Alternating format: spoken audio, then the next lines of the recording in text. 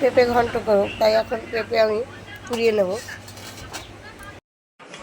পেঁপে আর আলু কুচিয়ে নিচ্ছি, পুড়িয়ে নিয়েছি। তেল গরম হয়ে গেছে, দিয়ে দিচ্ছি বড়ি। বড়িগুলো ভেজে রাখবো। বড়িগুলো ভাজা হয়ে গেছে, এখন আমি তুলে নেব।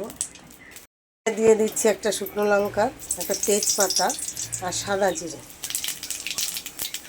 এখন আমি দিয়ে দিচ্ছি পেঁপে কোচানো, আলু কোচানো একসাথেই দিয়ে দেবো।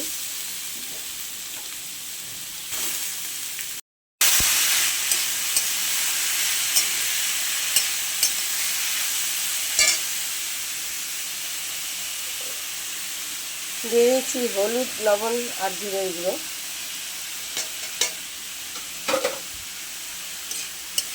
একটা কাঁচা লঙ্কা ফাটিয়ে দেবো।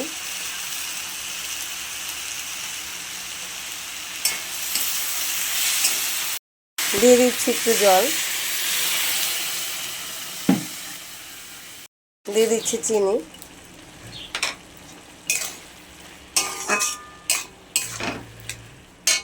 ভিডিওটা হয়ে গেছে, এখন আমি নামিয়ে নেব। ভিডিওটা ভালো লাগলে একটা লাইক, কমেন্ট, শেয়ার করে দেবেন। ভালো থাকবেন। ভিডিওটা দেখার জন্য অসংখ্য ধন্যবাদ।